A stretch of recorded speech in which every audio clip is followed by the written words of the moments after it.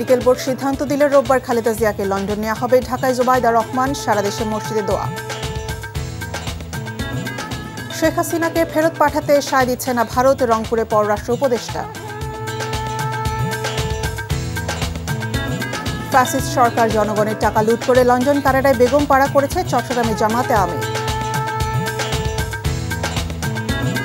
বৈরী আবহাওয়ায় নওগাঁয় আমনের ফলনে বিপর্যয়, দুশ্চিন্তায় কৃষক। ব্রাহ্মণবাড়িয়ায় বাম্পার ফলন।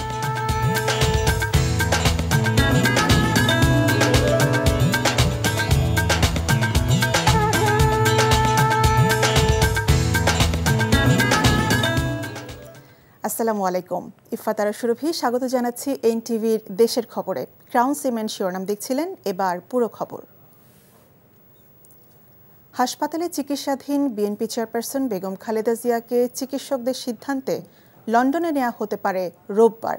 দলটির মহাসচিব মির্জা ফখরুল ইসলাম আলমগীর জানিয়েছেন, কাতারের আমিরের পাঠানো এয়ার অ্যাম্বুলেন্সটিতে ত্রুটি দেখা দেয়ায় অন্য আরেকটি এয়ার অ্যাম্বুলেন্স আসবে শনিবার।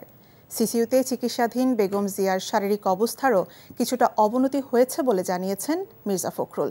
এদিকে ঢাকায় পৌঁছেছেন ডাক্তার জুবাইদা রহমান। হাসান মাহমুদের রিপোর্ট। লন্ডনের হিথ্রো বিমানবন্দর থেকে যাত্রা শুরু করে দীর্ঘ প্রায় 11 ঘন্টার ভ্রমণ পেরিয়ে শুক্রবার পৌনে 11টায় হজরত শাহজালাল আন্তর্জাতিক বিমানবন্দরে পৌঁছেন বেগম খালেদা জিয়ার বড় পুত্রবধূ ডাক্তার জুবাইদা রহমান। তিনি সঙ্গী হচ্ছেন বেগম জিয়ার লন্ডন যাত্রায়। বিমানবন্দর থেকে গাড়িতে করে ডাক্তার জুবাইদা রহমান সরাসরি চলে যান এভারকেয়ার হাসপাতালে শয্যাশায়ী শাশুড়ি বেগম খালেদা জিয়ার কাছে। গত 9 দিন ধরে গুরুতর অসুস্থতা নিয়ে হাসপাতালের করোনারি কেয়ার ইউনিট সিসিইউতে চিকিৎসাধীন রয়েছেন বিএনপি প্রধান। ইতোমধ্যে বেগম জিয়ার চিকিৎসায় লন্ডন ও চীন থেকে আসা বিশেষজ্ঞ চিকিৎসকরা দেশের চিকিৎসকদের সাথে সম্মিলিতভাবে কাজ করছেন। এদিকে কাতারের আমিরের পাঠানো যে রয়্যাল অ্যাম্বুলেন্সে করে বেগম জিয়াকে লন্ডনে নেয়ার কথা, তাতে দেখা দিয়েছে কারিগরি ত্রুটি। নতুন একটি এয়ার অ্যাম্বুলেন্স শুক্রবার নয়, ঢাকায় পৌঁছাতে পারে শনিবার। সেক্ষেত্রে বেগম জিয়ার লন্ডনে চিকিৎসা নিতে যাবার বিষয়টি পিছিয়ে হতে পারে রবিবার। বিএনপি মহাসচিব জানিয়েছেন, বেগম জিয়ার শারীরিক অবস্থা উপযুক্ত থাকলে চিকিৎসকদের পরামর্শে রোববার হতে পারে তার লন্ডন যাত্রা। পিছিয়েছে তো এখন আমরা ওই এয়ারক্রাফট তো আপনার খারাপের কারণে আমরা ওটা পাচ্ছি না। আমরা একটা নতুন এয়ারক্রাফট ওরা জোগাড় করছে, ওরাই কাতারি। সেটা কথা আছে আগামীকাল আসবে, 6 তারিখে এসে 7 তারিখে ফ্লাই করবে। কিন্তু ম্যাডামের শরীর ভালো না, তো এই জন্য ম্যাডামের আবার আজকে একটা প্রসিজার হবে। 7 তারিখে সকালের দিকে হতে পারে আর কি। তার শারীরিক অবস্থা কালকে খারাপ হয়ে গিয়েছিল একটু। বিএনপি চেয়ারপারসন বেগম খালেদা জিয়ার লন্ডনে চিকিৎসা নিতে যাওয়ার এই যাত্রায় অন্যান্য সঙ্গীদের সাথে এবার যুক্ত থাকবেন তার বড় পুত্রবধূ ডাক্তার জুবাইদা রহমানও। এদিকে বেগম জিয়ার জন্য দেশ জুড়ে চলছে প্রার্থনা। Hasan Mahmud, NTV news, Dhaka. BNP chairperson Begum Khaleda জিয়ার অসুস্থতা থেকে সুস্থতার জন্য মসজিদ, মন্দির, গির্জা ও প্যাগোডায় দোয়া ও প্রার্থনার আয়োজন করা হয়। জাতীয় মসজিদ বায়তুল মোকাররম পল্টনে বিএনপির দলীয় কার্যালয়ে বাদ-জুমা খালেদা জিয়ার রোগমুক্তি কামনায় মিলাদ ও দোয়া মাহফিলের আয়োজন করা হয়।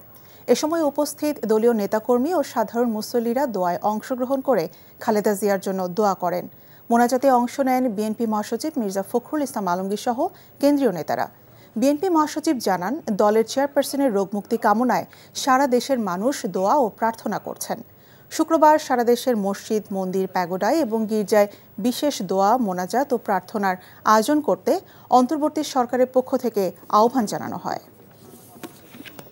চিকিৎসকরা প্রাণপণে চেষ্টা করছেন এবং আশা করছেন যে তিনি আগামীকাল যদি আপনার এয়ার অ্যাম্বুলেন্স এসে পৌঁছায় কাতার থেকে, তাহলে আগামী পরশু অর্থাৎ রোববার তাকে লন্ডনে নিয়ে যাওয়া সম্ভব হবে। সংকটময় মুহূর্তগুলোকে যেন তার ওই অগত্যে আমরা সবাই অতিক্রম করতে পারি, সেই দোয়া আজকে বাংলাদেশের মানুষ তার কাছে, আল্লাহ তাআলার কাছে চেয়েছেন। এদিকে আজও দেশের বিভিন্ন স্থানে বিএনপি চেয়ারপারসন বেগম খালেদা জিয়ার সুস্থতা কামনা করে দোয়া মাহফিল হয়েছে। চাঁদপুরের মতলব উত্তরে অর্ধশতাধিক হাফেজের অংশগ্রহণে দোয়া মাহফিল অনুষ্ঠিত হয়। এ সময় চাঁদপুর ২ আসনের বিএনপির প্রার্থী ও দলের জাতীয় নির্বাহী কমিটির সদস্য ডক্টর মোহাম্মদ জালাল উদ্দিন সহ অন্যরা উপস্থিত ছিলেন। সিরাজগঞ্জে বিএনপি চেয়ারপারসনের রোগমুক্তি কামনা করে দোয়া মাহফিলে বক্তারা বলেন, খালেদা জিয়া শুধু একটি দলের নেত্রী নয়, তিনি দেশের অভিভাবক, সমগ্র জাতির ঐক্যের প্রতীক। বেগম খালেদা জিয়ার সুস্থতা কামনায় রাজশাহীতে দোয়া মাহফিল হয়েছে। মোনাজাতে অংশ নেন দলের চেয়ারপারসনের উপদেষ্টা মিজানুর রহমান মিনু। নওগাঁয় বেগম খালেদা জিয়ার রোগমুক্তি কামনায় বিশেষ দোয়া মাহফিলে উপস্থিত ছিলেন নওগাঁ ৫ আসনের বিএনপির প্রার্থী জাহিদুল ইসলাম ধলু। ব্রাহ্মণবাড়িয়া কসবায় বেগম খালেদা জিয়ার রোগমুক্তি কামনায় ঐতিহ্যবাহী আড়াইবাড়ি দরবার শরীফে দোয়া মাহফিল হয়েছে। বিএনপির নেতা কবির আহমেদ ভূঁইয়ার উদ্যোগে এই দোয়া মাহফিল অনুষ্ঠিত হয়। বিএনপি চেয়ারপারসন ও সাবেক প্রধানমন্ত্রী বেগম খালেদা জিয়ার সুস্থতার জন্য নাটোরের বিভিন্ন মসজিদে বিশেষ দোয়া মাহফিল অনুষ্ঠিত হয়েছে। এছাড়া সিলেট, চট্টগ্রাম, রংপুর, ঝালকাঠি, জয়পুরহাট, মেহেরপুর, মোংলা সহ দেশের বিভিন্ন স্থানে বেগম খালেদা জিয়ার সুস্থতায় দোয়া মাহফিল অনুষ্ঠিত হয়েছে। গণ অভ্যুত্থানের মুখে ভারতে পালিয়ে যাওয়া স্বৈরাচার শেখ হাসিনাকে দেশে ফেরত পাঠানোর ব্যাপারে দিল্লির ইতিবাচক সাড়া পাওয়া যায়নি বলে জানিয়েছেন পররাষ্ট্র উপদেষ্টা মোহাম্মদ তৌহিদ হোসেন। রংপুরে গণমাধ্যম কর্মীদের প্রশ্নের জবাবে তিনি কথা জানান। এর আগে মতবিনিময় সভায় অংশ নেন উপদেষ্টা। তিনি বলেন, হাসিনা আদালত কর্তৃক ফাঁসির দণ্ডপ্রাপ্ত আসামি। তাকে ফেরত পাঠানোর ব্যাপারে ভারত এখনও সাড়া দেয়নি। আরাকান আর্মির হাতে আটক বাংলাদেশি জেলেদের প্রসঙ্গে উপদেষ্টা বলেন, এ ব্যাপারে দ্বিপাক্ষীয় আলোচনা সম্ভব নয়, তবে অপহরণের ঘটনা যাতে কমে বা আদৌ না ঘটে সেজন্য পদক্ষেপ নেওয়া হচ্ছে। শেখ হাসিনার ব্যাপারে বিষয়টা হচ্ছে যে আমরা তো চেয়েছি যে তাকে ফেরত পাঠানো, যেহেতু উনি একজন কনভিক্টেড, যেহেতু সর্বোচ্চ বিচারিক সংস্থা তাকে একটি শাস্তি দিয়েছে, কিন্তু আমরা ইতিবাচক কোনো সাড়া এখন পর্যন্ত পাইনি। তারা পরীক্ষা নিরীক্ষা করে দেখছে, এরকম একটা কথা আসছে আমাদের কাছে। দেখুক, তারা পরীক্ষা নিরীক্ষা করে দেখুক, এটাই। নির্বাচনের আগে আইন শৃঙ্খলা পরিস্থিতি স্বাভাবিক রাখতে অস্ত্র উদ্ধার অভিযান চলছে বলে জানিয়েছেন স্বরাষ্ট্র উপদেষ্টা লেফটেন্যান্ট জেনারেল অবসরপ্রাপ্ত জাহাঙ্গীর আলম চৌধুরী। নারায়ণগঞ্জের রূপগঞ্জের পূর্বাচলে ফায়ার সার্ভিসের মাল্টিপারপাস ট্রেনিং সেন্টারে মহড়া পরিদর্শন শেষে তিনি কথা জানান। স্বরাষ্ট্র উপদেষ্টা বলেন, পুলিশ বাহিনী কাজ করে জনগণের জন্য। বাহিনীতে কোনো সমস্যা থাকলে পরামর্শ দেওয়ার সুযোগ আছে।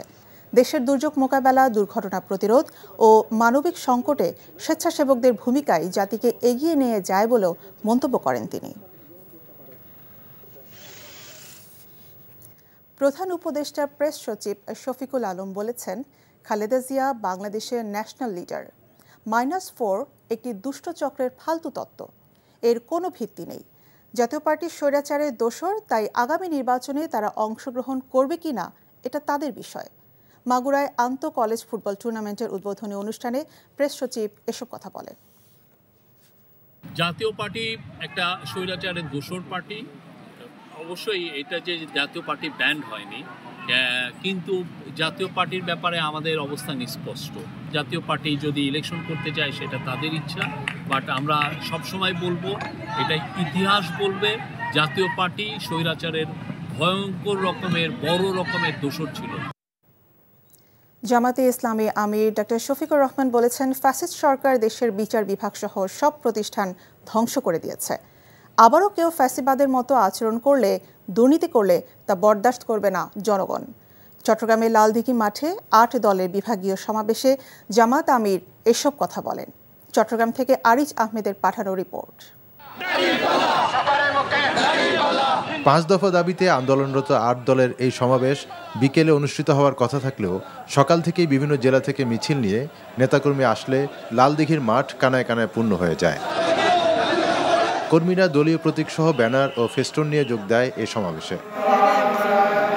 একই মাঠে জুমার নামাজের পর আনুষ্ঠানিকভাবে শুরু হয় সমাবেশ। এতে প্রধান অতিথির বক্তব্যে জামায়াতে ইসলামের আমির ডাক্তার শফিকুর রহমান বলেন, দেশে কেউ আবারও ফ্যাসিবাদের মতো আচরণ করলে তা বরদাস্ত করবে না জনগণ।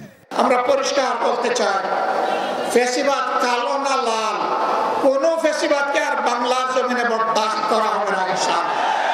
কেউ যদি আবার ফ্যাসিবাদীদের মতো আচরণ করেন, তারা কোন পথ খুঁজে পাবেন আমরা জানি না, কিন্তু আমরা তাদেরকে পরিষ্কারভাবে বলে দিতে চাই, বাংলার জমিনে এই দেশের আপামর ছাত্র, তরুণ, খেলাফত মজলিসের আমির মাওলানা মামুনুল হকের সভাপতিত্বে সমাবেশে ইসলামী আন্দোলন বাংলাদেশের আমির চরমনাই পীর মুফতি সৈয়দ মোহাম্মদ ফয়জুল করিমও বক্তব্য রাখেন। আজকে ব্যবসায়ীরা ব্যবসা করতে পারছে না চাঁদাবাজির কারণে। এই দেশ আমরা চাই নাই, এর জন্য আন্দোলন করি নাই, সংগ্রাম করি নাই।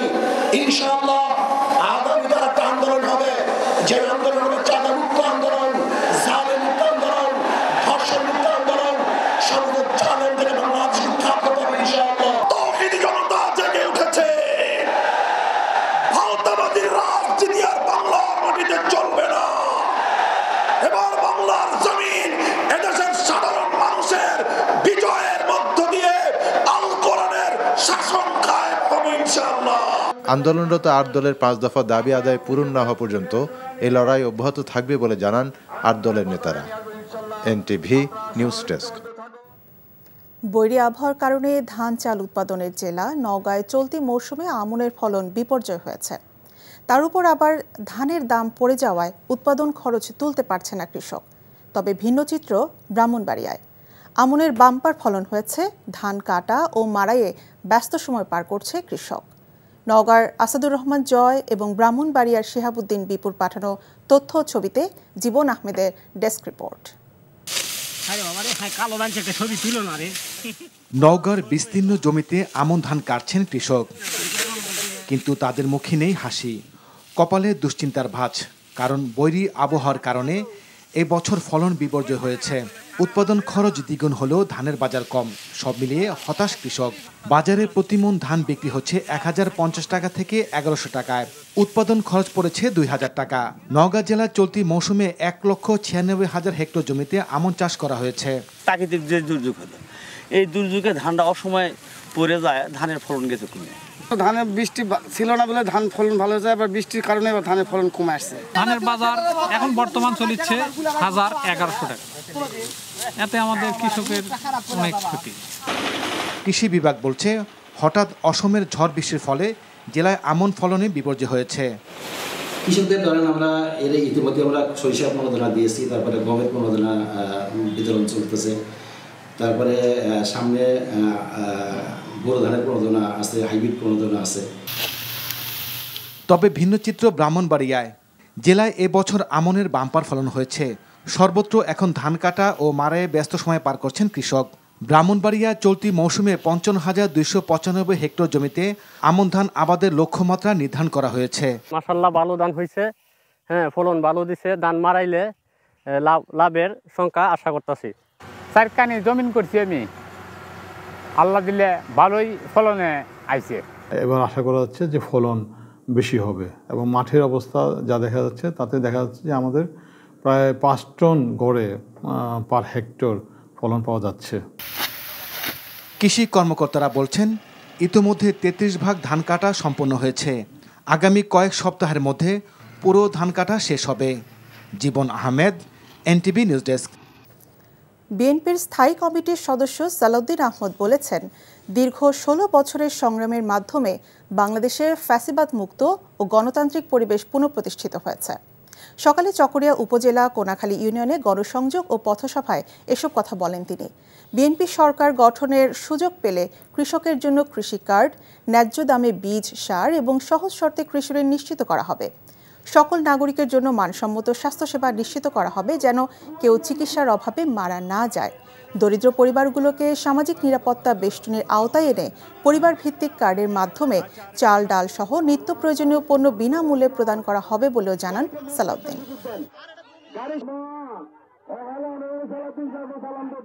বিএনপির প্রতিশ্রুতি, আমাদের শপথ, বিএনপির শপথ, বাংলাদেশের মানুষের অধিকার প্রতিষ্ঠা হবে, গণতান্ত্রিক বাংলাদেশ প্রতিষ্ঠা হবে, আইনের শাসনের বাংলাদেশ প্রতিষ্ঠা হবে। ইনশাআল্লাহ এই দেশে সকল মানুষের নাগরিক অধিকার, মৌলিক অধিকার, মানবাধিকার, গণতান্ত্রিক অধিকার, সাংবিধানিক অধিকার প্রতিষ্ঠা করব, এই আমাদের শপথ। আধিপত্য বিস্তারকে কেন্দ্র করে মাগুরা সদরে 2 দল গ্রামবাসীর সংঘর্ষে 35 জন আহত হয়েছে। পুলিশ জানায়, সদর উপজেলার কুচিয়ামোড়া ইউনিয়নের 7 নম্বর ওয়ার্ড মেম্বার আজহার আলী এবং বকুল মেম্বারের সমর্থকদের মধ্যে আধিপত্য বিস্তার নিয়ে দীর্ঘদিন ধরে বিরোধ চলছিল। সকালে উভয় পক্ষ দেশীয় অস্ত্র নিয়ে সংঘর্ষে জড়িয়ে পড়ে, এতে 35 জন আহত হয়। খবর পেয়ে পুলিশ ঘটনাস্থলে পৌঁছালেও পরিস্থিতি নিয়ন্ত্রণে আনতে ব্যর্থ হয়। পরে যৌথ বাহিনী গিয়ে পরিস্থিতি স্বাভাবিক করে। ফ্যাসিবাদের আমলে ৫ টাকা চাঁদা দিলে এখন ২০ টাকা দিতে হয় বলে মন্তব্য করেছেন ইসলামী ছাত্র শিবিরের কেন্দ্রীয় সেক্রেটারি জেনারেল নুরুল ইসলাম সাদ্দাম। দুপুরে বাগেরহাটের মোরেলগঞ্জ আব্দুল আজিজ মেমোরিয়াল স্কুল মাঠে বাংলাদেশ জামায়াতে ইসলামী আয়োজিত ছাত্র ও যুব সমাবেশে তিনি এসব কথা বলেন। একটি রাজনৈতিক দল ফেব্রুয়ারিতে নির্বাচন পেছানোর ষড়যন্ত্র করছে বলেও অভিযোগ করেন তিনি। শিবিরের কেন্দ্রীয় সেক্রেটারি বলেন, আগামী নির্বাচনে জনগণ ভোটাধিকার প্রয়োগের সুযোগ পেলে চাঁদাবাজ লুটেরাদের প্রত্যাখ্যান করবে। প্রায় ৩ কোটি নতুন প্রজন্মের ভোটার সিদ্ধান্ত নেবে আগামী দিনে এ দেশে কারা সরকার গঠন করবে। যুক্তরাষ্ট্র ও যুক্তরাজ্য সহ বিভিন্ন দেশ থেকে আসা ভাষা গবেষক ও বিশেষজ্ঞদের অংশগ্রহণে সাভারে শুরু হয়েছে ইংরেজি ভাষা শিক্ষার উপর 2 দিনের আন্তর্জাতিক সম্মেলন। ড্যাফোডিল ইন্টারন্যাশনাল ইউনিভার্সিটিতে যৌথভাবে তৃতীয় টিসল বিডি ডিআইইউ আন্তর্জাতিক সম্মেলনের আয়োজন করে Daffodil International University, British Council Bangladesh ও ঢাকাস্থ মার্কিন যুক্তরাষ্ট্র দূতাবাস। উদ্বোধনী অনুষ্ঠানে বক্তব্য দেন সম্মেলনের convenor professor doctor Saidur Rahman, Bangladesh TESOL সোসাইটির সভাপতি মোহাম্মদ হামিদুল হক, ব্রিটিশ কাউন্সিল বাংলাদেশের কান্ট্রি ডিরেক্টর স্টিফেন ফোর্বস, যুক্তরাষ্ট্র দূতাবাসের director of public engagement Scott Hartman. Community paramedic society of বাংলাদেশের বরিশাল বিভাগীয় মতবিনিময় সভা অনুষ্ঠিত হয়েছে।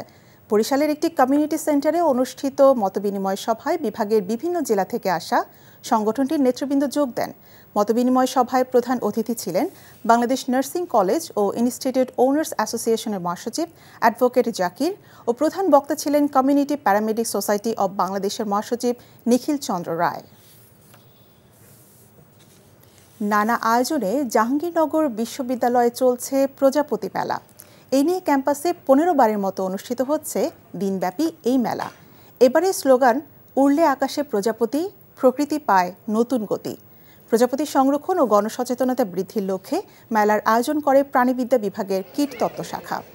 সকালে এই মেলার উদ্বোধন করেন জাহাঙ্গীরনগর বিশ্ববিদ্যালয়ের উপাচার্য অধ্যাপক ডক্টর মোহাম্মদ কামরুল আহসান। এবারে মেলায় প্রকৃতি সংরক্ষণে অবদানের জন্য বিশিষ্ট বন্যপ্রাণী বিশারদ এবং সংরক্ষণবিদ ডক্টর আলী রেজা খানকে বাটারফ্লাই অ্যাওয়ার্ড প্রদান করা হয়। পাশাপাশি মেলায় শিশু কিশোরদের জন্য প্রজাপতি বিষয়ক ছবি আঁকা প্রতিযোগিতা, প্রজাপতি বিষয়ক ডকুমেন্টারি প্রদর্শনী সহ বেশ কিছু অনুষ্ঠানের আয়োজন করা হয়। খবর শেষ করছি, যাবার আগে ক্রাউন সিভিল শিরোনামগুলো জানাবো আরেকবার।